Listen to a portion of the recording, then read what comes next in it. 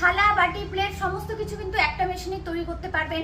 এছাড়াও একটা সুবর্ণ সুযোগ রয়েছে, সেটা রয়েছে কিন্তু একটা মেশিনে আপনারা চপ্পলও বানাতে পারবেন, প্লাস আপনারা বিভিন্ন ধরনের জিনিস প্যাকিং করতে পারবেন।